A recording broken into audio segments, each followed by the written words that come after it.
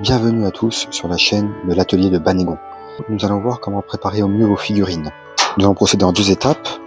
Dans un premier temps, nous allons supprimer toutes les imperfections ou lignes de moulage qui gâcheront votre plaisir visuel puisqu'elles ressortiraient après application de la peinture si vous ne supprimez pas.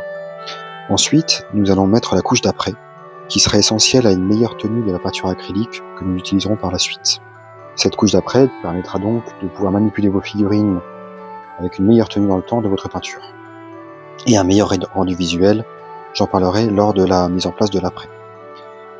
Pour ces 2 étapes, nous aurons besoin du simple matériel qui est ici sur la vidéo. Pour ma part, je me suis fait une petite installation toute simple pour ne pas salir d'autres choses, car vous voyez qu'avec l'application du spray, ça se disperse un petit peu et je risquerais de salir l'environnement. N'hésitez pas à utiliser une boîte en carton ou quoi que ce soit pour pouvoir garantir de ne pas salir votre table ou vos meubles. Pour ma part, je l'ai fait pendant un temps sur le balcon. Donc, pour ces 2 étapes, nous aurons besoin d'une simple lime, qui peut être comparable à une lime à longue d'esthéticien ou que vous trouverez en magasin de modélisme dans le commerce. Il existe des choses un petit peu plus développées, notamment chez Citadel. Pour moi, ça suffit amplement. Une petite installation pour poser vos figurines.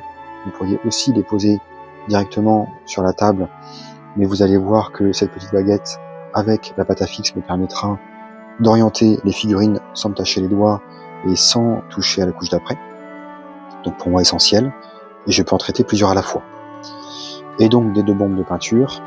Pour ma part, je ne suis pas payé par Citadel ou qui que ce soit, mais j'utilise ces 2 bombes qui sont universelles, donc la Chaos Black de chez Citadel et le White Scar. J'avais auparavant une autre couleur, je crois que j'ai changé suite à rupture chez mon boutiquier.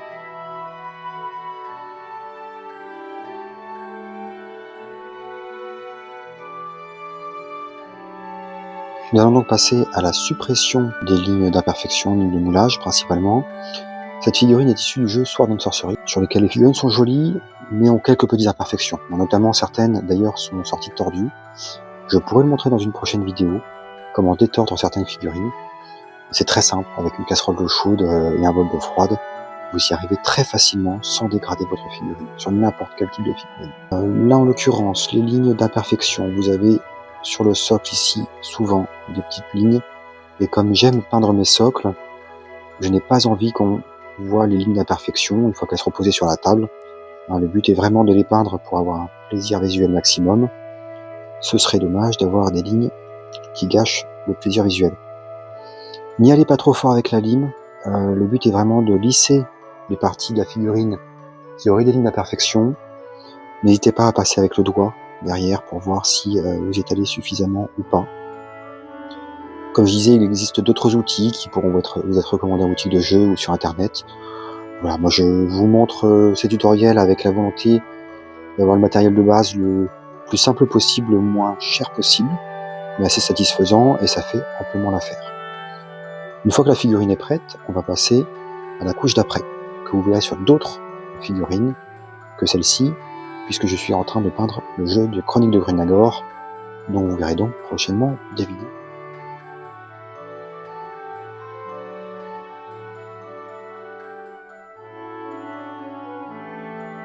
Je vais installer mes figurines sur les supports. Pour cela, j'ai pris donc, en l'occurrence, une petite barre de bois, un tasseau, sur lequel je mets de la pâte à fixe.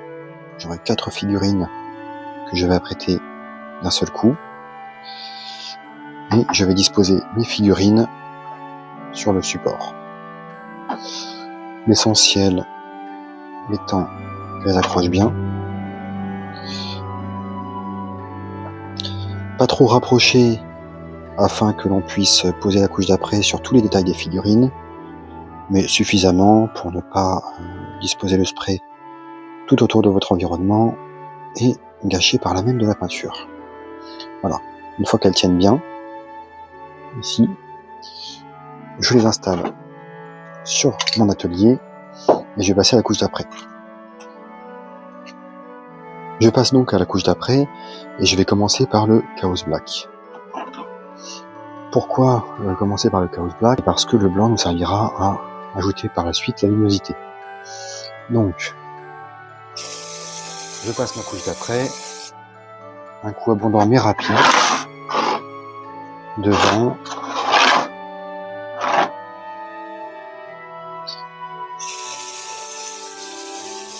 derrière.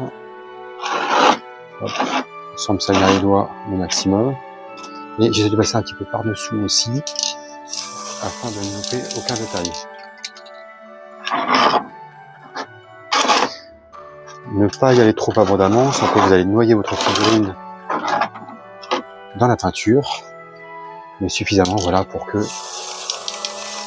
tous les détails puissent ressortir. Et là, la figurine est apprêtée. Il manque un petit coup ici.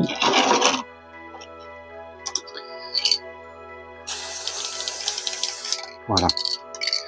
Ne pas y aller trop abondamment donc, pour ne pas noyer votre figurine sous les détails. Dans un premier temps, vous aurez l'impression que la peinture noie vos détails, elle est assez brillante, et que vous avez gâché votre figurine. En séchant, on verra par la suite, la peinture va un petit peu se rétracter, et vous verrez que non, les détails vont très très bien ressortir, encore mieux qu'avant la couche d'après, et que ce sera encore plus facile de les peindre. On va attendre, comme recommandé, une quinzaine de minutes pour que la couche de noir sèche bien, et on passera ensuite à la couche de blanc. Une fois que la couche d'après de noir est sèche, nous allons passer à la couche de blanc. Certains font uniquement une couleur, je l'avais testé aussi, donc uniquement avec le blanc, parce que ça fait ressortir la luminosité, ça reste une couche d'après. Simplement, je trouve que pour les contrastes, j'ai un meilleur rendu avec une couche de noir, puis une couche de blanc pour faire la luminosité sur mes figurines. J'avais essayé par économie, puisque comme je vous dis, la chaîne est faite pour vous montrer qu'avec le matériel de base, de bonne qualité mais de base, on peut très bien faire des belles figurines satisfaisantes sur la table pour jouer.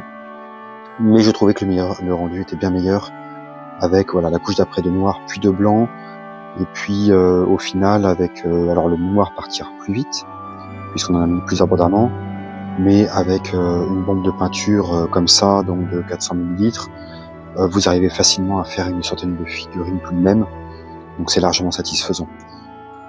Voilà, beaucoup en seront pas explosés non plus au ratio de peinture par figurine. Pour la couche d'après, donc ce qui va être important, c'est de ne pas y aller trop abondamment. On ne veut pas y aller par-dessous, comme pour la couche d'après de noir. Le but n'est pas là de faire une pure couche d'après, mais simplement de faire un rendu de luminosité. C'est plus facile aussi qu'au pinceau, puisqu'au pinceau, vous allez aller dans les creux, faire un autre rendu. Vous pourriez le faire au pistolet à peinture. Moi, je n'en possède pas, et vous le verrez, je ne peins qu'au pinceau. Donc je ne connais pas cette technique.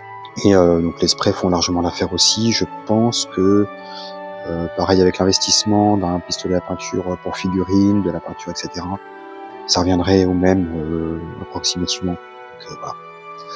Donc pour la couche d'après de blanc, nous allons procéder par le dessus, devant et derrière la figurine. Pas besoin de faire abondamment. On va faire un petit coup de spray le long des figurines. Ça va suffire amplement pour notre rendu. Et derrière, élever un petit peu la luminosité et le rendu de notre figurine qui sera sur la table par la suite. N'hésitez pas à insister pour certaines figurines qui auraient des tendances plus claires, notamment celles à la peau claire, à des textures, des tissus dont vous allez utiliser des couleurs claires, bien que les peintures acryliques que j'utilise ont un pouvoir couvrant assez fort. C'est vrai qu'avec une couche d'après de noir et malgré un petit peu de blanc, on aura l'impression que la figurine reste grise malgré l'après de blanc, et que les couleurs claires vont être plus difficiles à poser et qu'il faudra en mettre plusieurs couches. Et donc, plus on met de couches de peinture, plus on va impacter la finesse de la figurine, et c'est un petit peu dommage. Voilà, donc pour ma part, j'en mets assez peu. On aura l'impression que ma figurine reste un petit peu grise parfois. C'est dû à la couche d'après de noir mis au préalable, mais le rendu est très très bon derrière et fait quand même tout ressortir le contraste. Donc c'est parti pour notre couche d'après de blanc.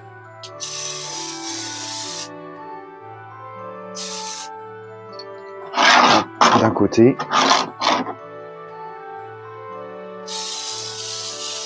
et de l'autre.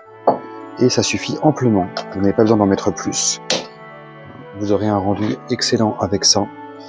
Voilà, on peut voir que parfois ça laisse quelques petites zones grises, mais c'est ça justement qui va nous faire ressortir notre luminosité. Le blanc ayant vraiment pour vocation à être un petit peu comme la lumière du soleil, voilà, la luminosité ambiante, qui va faire que certaines zones seront plus claires après avoir apposé la peinture que d'autres, notamment les creux qui sont par en dessous, qui eux vont forcément avoir plus l'après de noir. Et donc quand on incline comme ça, peut-être vous le voyez mieux à la vidéo, voilà ce que vous pouvez avoir. Une fois les couches d'après rendues, on le voit bien sur celle-ci d'ailleurs, je sais pas si, mais je vais la laisser comme ça. C'est peut-être même celle qui me plaît le plus, ces deux-là, puisqu'on voit que j'ai mis un petit peu moins de blanc en passant dessus, notamment que celle de l'extrémité, et que le rendu en sera sûrement d'autant meilleur.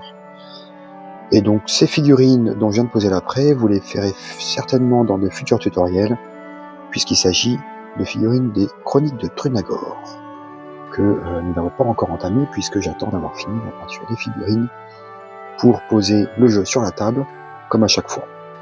Ça nécessite un petit effort de patience, mais le jeu en est d'autant plus excellent avec des figurines peintes.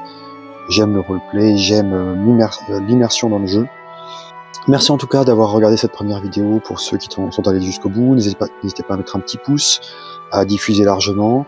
Les prochaines seront principalement consacrées à des tutoriels peinture, avec les peintures de base, dont vous verrez un post sur ma page. Vous pouvez acquérir l'ensemble de ces peintures ou dans une gamme équivalente avec des couleurs équivalentes, peu importe.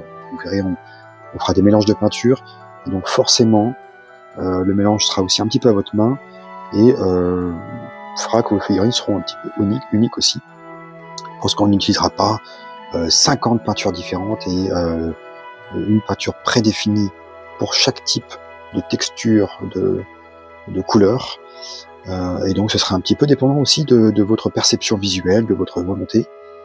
Donc ça, nous le verrons dans les tutoriels. Merci à vous et à bientôt dans l'atelier de Banégon.